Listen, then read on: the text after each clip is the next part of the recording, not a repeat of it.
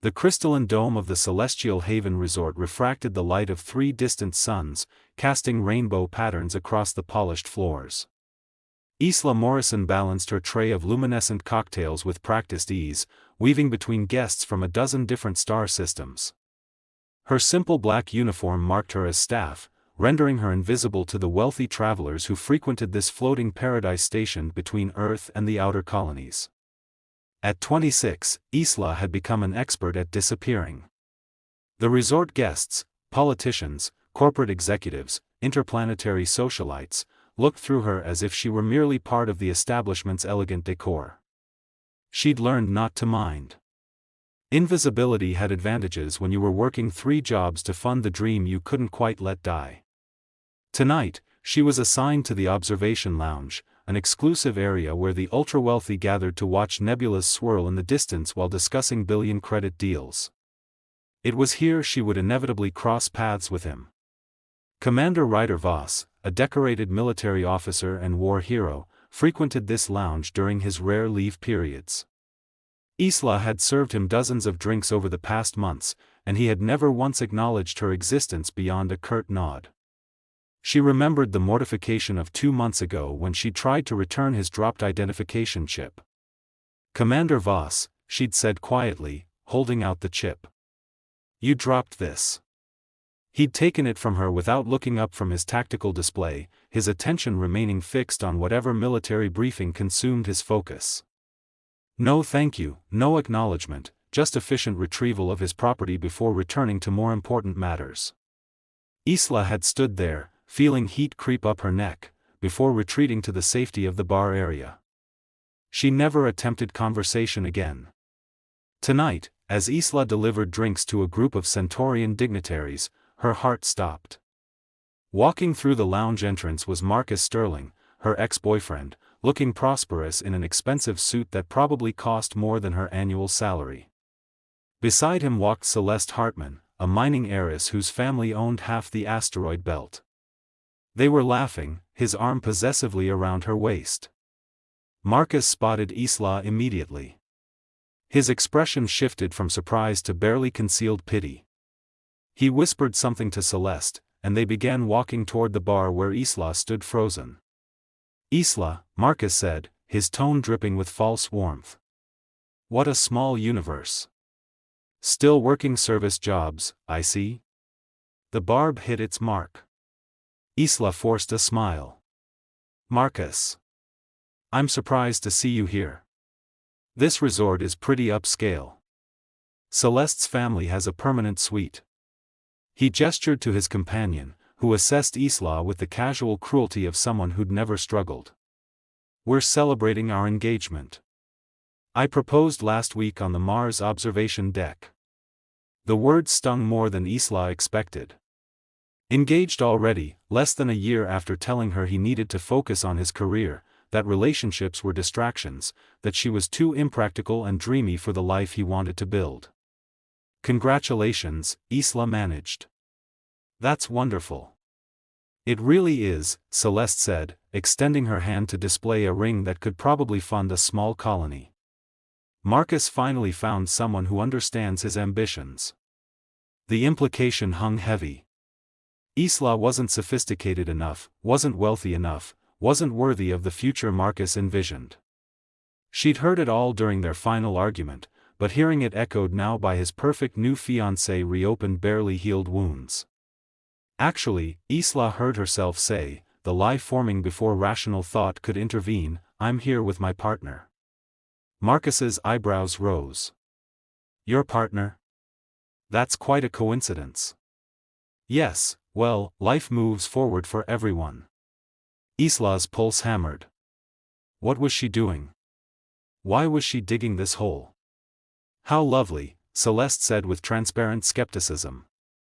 "Where is this mysterious partner?" Isla's desperate gaze swept the lounge, searching for any escape. That's when she saw her. Sitting alone at a corner table near the viewport was a woman unlike anyone Isla had ever seen.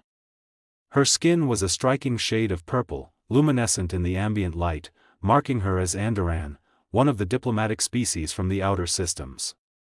She wore elegant black attire that complemented her otherworldly appearance, and even from across the room, Isla could see the sharp intelligence in her violet eyes as she reviewed something on her datapad.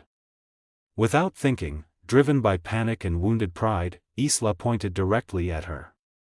"There. That's my partner." Marcus and Celeste turned to look. The Andoran woman, sensing attention, glanced up.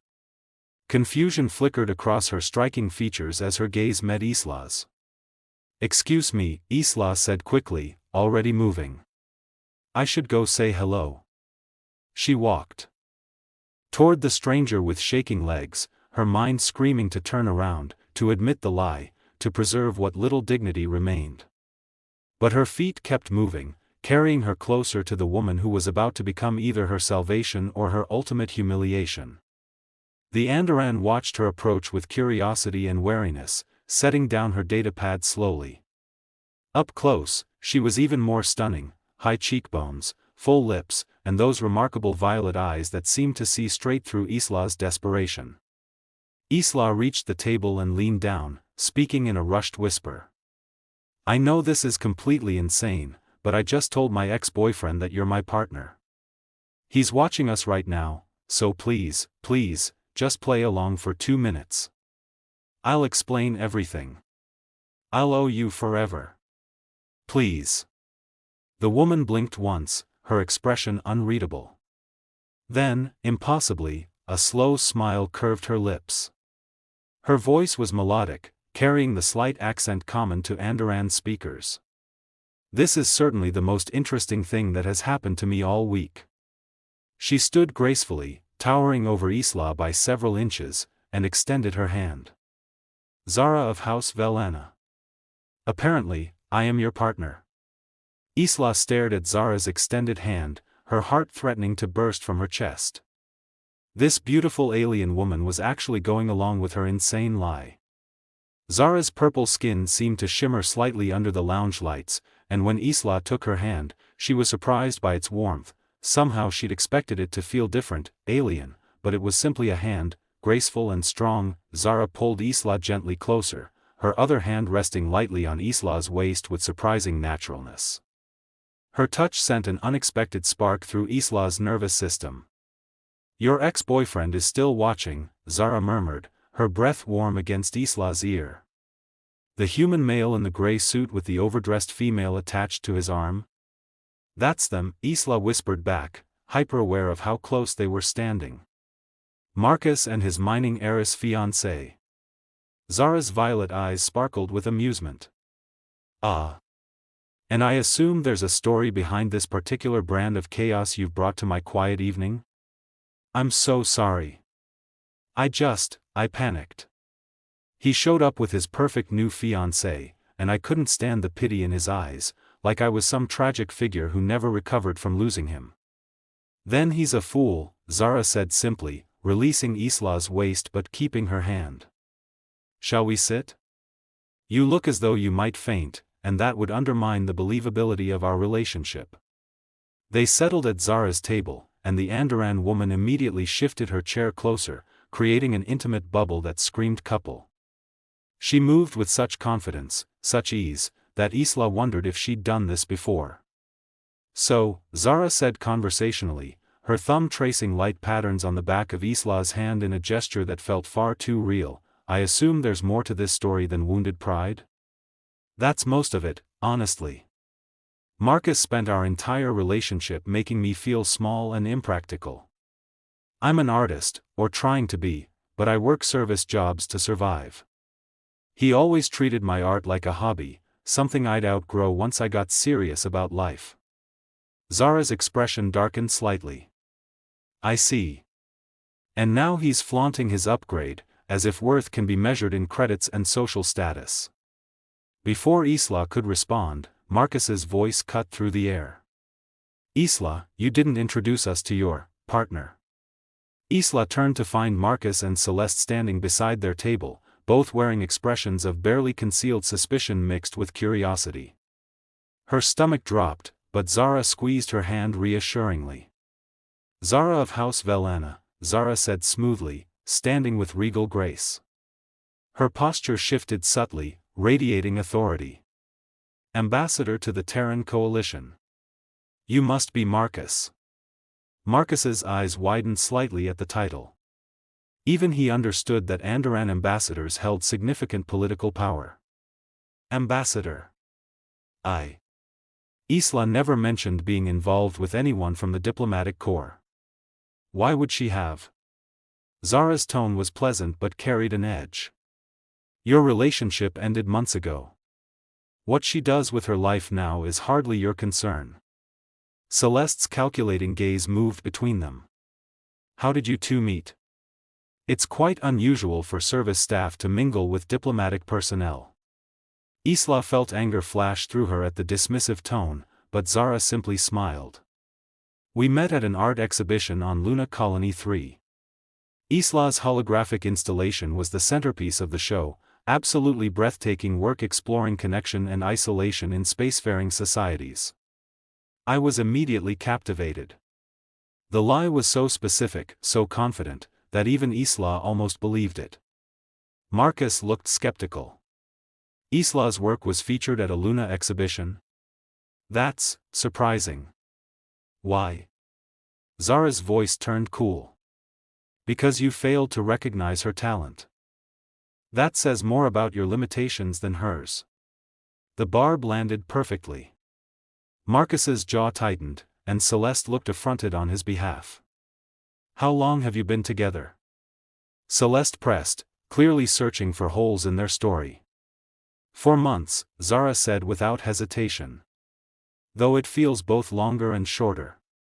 Time has a way of becoming irrelevant when you found someone who understands you. She looked at Isla with such convincing affection that Isla's breath caught. Those violet eyes held warmth and something else, mischief, perhaps, or challenge. 4 months isn't very long, Marcus said.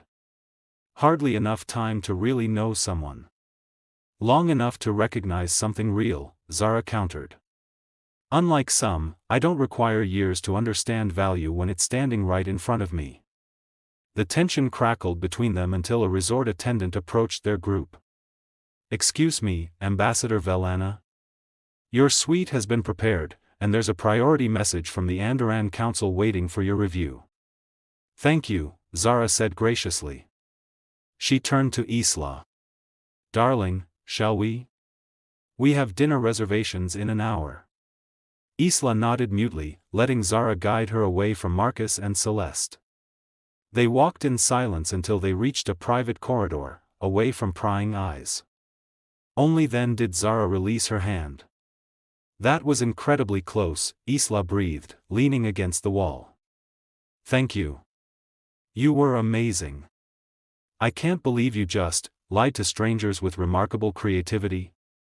Zara finished, a smile playing at her lips. It was rather entertaining. Your ex-partner is precisely the type of self-important male I've encountered across multiple star systems. They're all the same, threatened by anyone who doesn't fit their narrow definition of acceptable. I really am sorry for dragging you into this mess. Don't apologize yet. Zara studied her thoughtfully. Here's what I propose, I'll be your partner for the week. We'll make it convincing enough that your ex never questions it. In exchange, you help me with something. Suspicion flared in Isla's chest.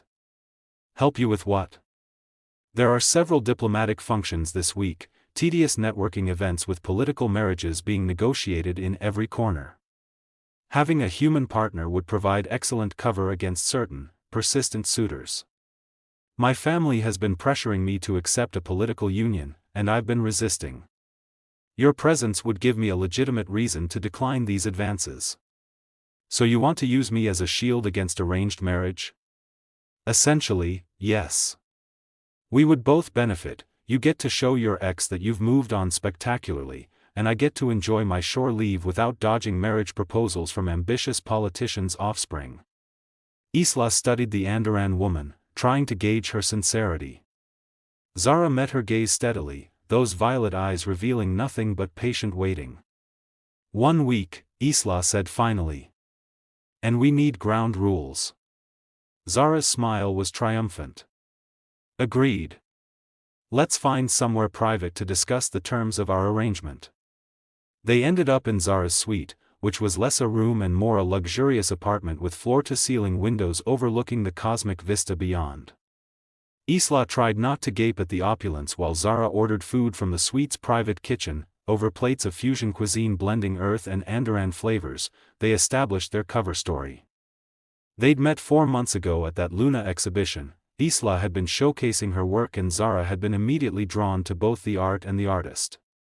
Zara had pursued her persistently until Isla agreed to dinner, and they'd been together ever since. Why 4 months? Isla asked, making mental notes.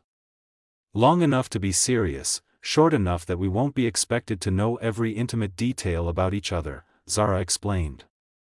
Relationships at 4 months are still discovering each other. It allows for reasonable gaps in knowledge. They decided they were discussing moving in together once Zara's diplomatic assignment ended. Nothing formal yet, just exploring options. The relationship was serious but still in that exciting phase where everything felt new. What about physical affection? Isla asked, her cheeks warming. Marcus will expect to see us act like an actual couple. Hand-holding, casual touches, sitting close, all acceptable, Zara said matter-of-factly. I'll follow your lead on comfort levels. If something makes you uncomfortable, squeeze my hand 3 times. I'll immediately adjust. And kissing? Only if absolutely necessary for believability. Brief and respectful. Zara paused, her gaze holding Isla's. Unless you're comfortable with more, in which case we can adjust our parameters. Brief and respectful is fine, Isla said quickly, ignoring the flutter in her stomach at the thought of kissing those purple lips. Over the next hour, they filled in details. Zara learned about Isla's 2 younger siblings she was putting through school, her mother's medical bills from a shuttle accident, her secret dream of becoming a recognized artist. Isla learned that Zara was from one of Andera's noble houses, that she'd chosen diplomatic service over a comfortable life of privilege, that she valued independence above almost everything. Why are you really doing this? Isla asked as they finished their meal. You could have laughed at me and walked away. Zara was quiet for a long moment, her gaze drifting toward the stars visible through the window. Because the desperation in your eyes when you saw your ex reminded me of myself several years ago. Someone I cared about tried to diminish me, make me fit their expectations. It took time to remember my own worth. She looked back at Isla. If I can help you avoid some of that pain, why wouldn't I? The vulnerability in her answer surprised Isla. This woman, with her diplomatic status and obvious power, had been hurt too. Had felt inadequate. It made her suddenly, startlingly real. Thank you, Isla said softly. This is beyond kind. Thank me at the end of the week if we successfully pull this off. Zara stood and offered her hand. Come on, partner. We have a diplomatic reception tomorrow evening, and we need to make sure everyone believes we're thoroughly enamored with each other. As Isla took her hand and let Zara walk her back through the resort's corridors, she tried to ignore the warning voice in her head, the one that whispered she was playing with fire, that fake relationships never stayed fake, that her heart was nowhere near ready for the complications an alien diplomat would bring. But for now, she pushed those thoughts aside. She had 1 week to make Marcus Sterling regret every cruel word, every cutting comparison, every moment he'd made her feel less than worthy. And with Zara beside her, playing the role of devoted partner with unsettling conviction, she was starting to believe it might actually work. The resort's grand atrium had been transformed into an exhibition space overnight. Holographic art installations floated throughout the vast chamber, each piece a window into different artistic visions. Isla stood at the entrance in a borrowed dress, something elegant that Zara had insisted she wear, feeling completely out of her element. Breathe, Zara murmured beside her, looking stunning in flowing Andoran formal wear that shimmered with each movement. You belong here as much as anyone. I'm a cocktail server pretending to be something I'm not, Isla whispered back. You're an artist who happens to work as a server. There's a difference. Zara's hand found hers, their fingers interlacing naturally after 2 days of practice. Trust me. The resort's art director took the stage, a distinguished Venusian with silver skin and multiple optical sensors. Welcome, honored guests, to our biannual Cosmic Canvas exhibition. This year, we're pleased to announce a special competition. Anonymous submissions were judged solely on artistic merit, and tonight we reveal the winner, who will receive a 20,000 credit prize and exhibition space at the Interplanetary Museum of Contemporary Art. Isla's heart hammered.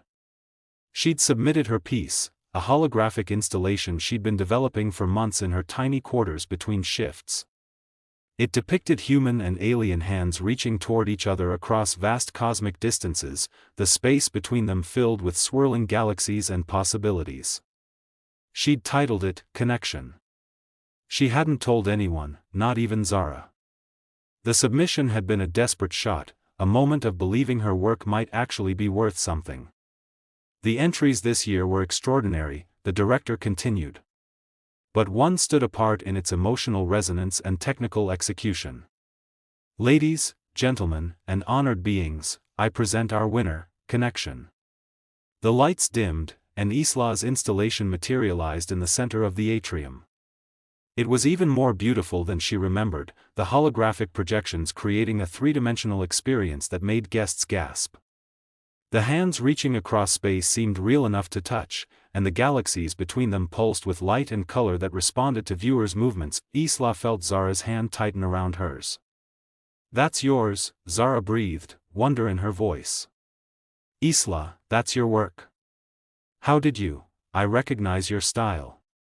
The way you layer light, the emotional depth. Zara turned to her, violet eyes shining. This is extraordinary.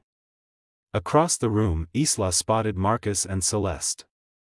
Marcus was staring at the installation with an expression she couldn't quite read, surprise, certainly, but also something that might have been grudging admiration.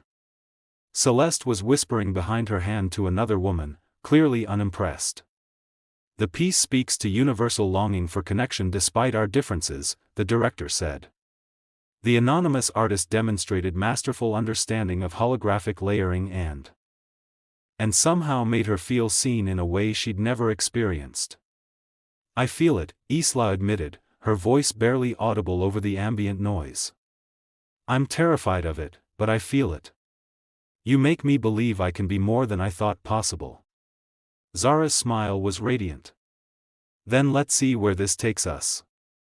No more pretending, just honesty. My life is complicated, Isla warned.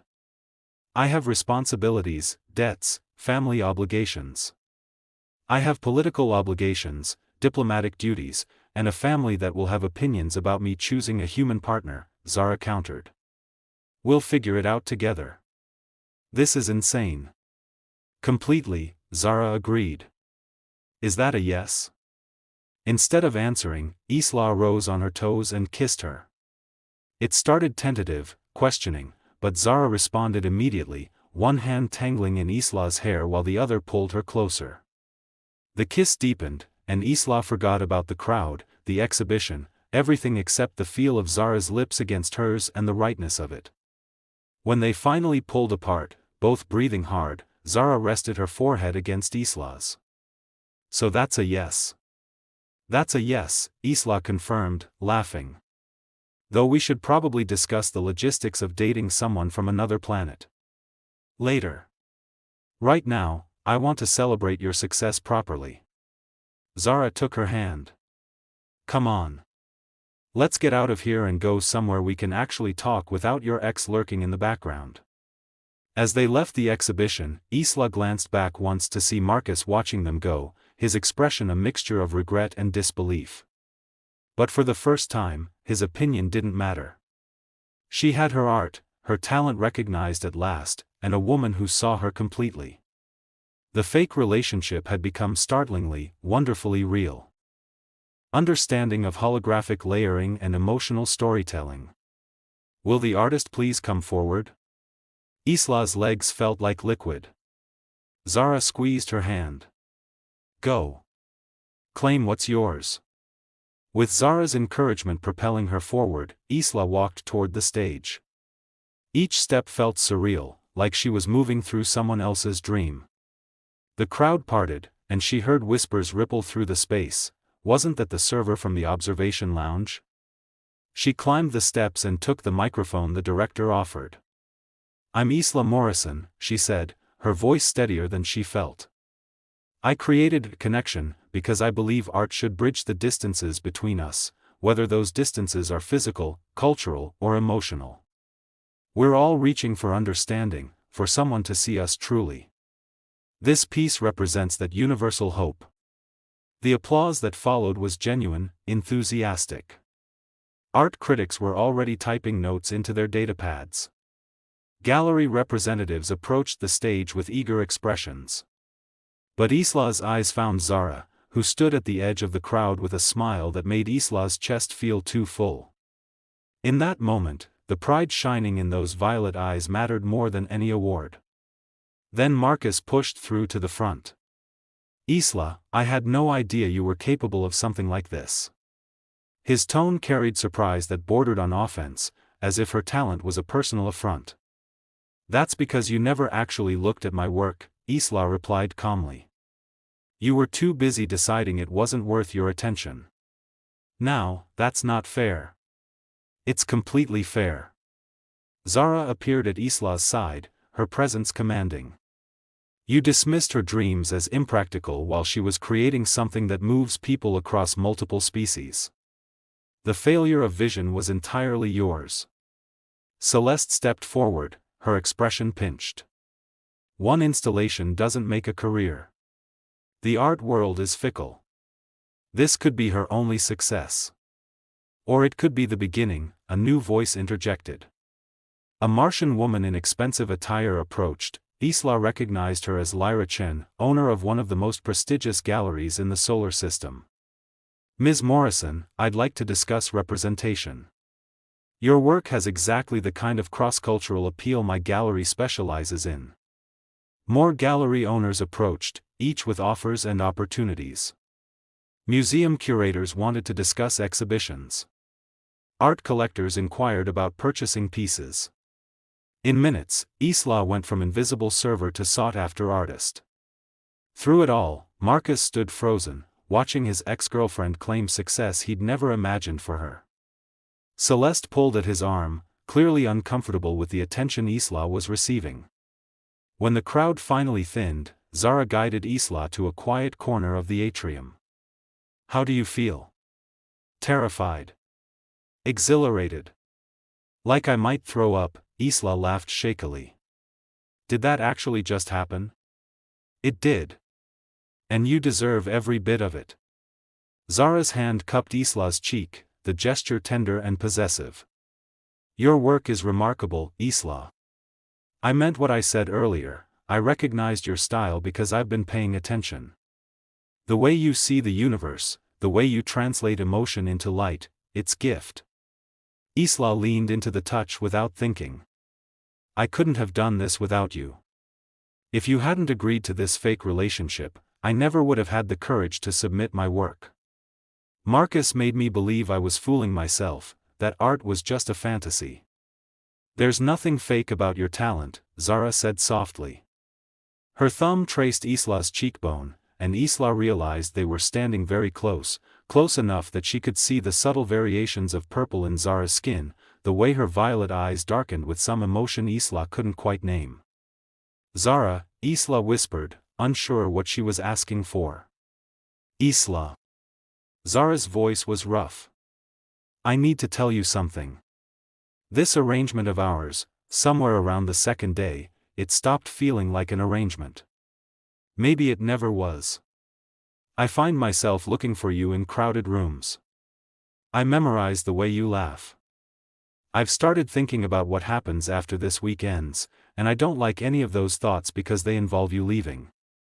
Isla's breath caught. "I thought we were just pretending." "So did I. But I've never been very good at lying to myself." Zara's other hand found Isla's waist. "I'm not asking for promises. I know this is complicated, different species, different worlds, different lives. But I am asking if you feel even a fraction of what I'm feeling.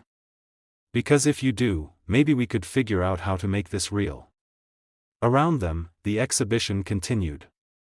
Art lovers admired installations, critics debated aesthetics, and somewhere in the crowd, Marcus Sterling watched the woman he'd underestimated claim everything he'd told her she couldn't have. But Isla only saw Zara, this incredible woman who had defended her, believed in her.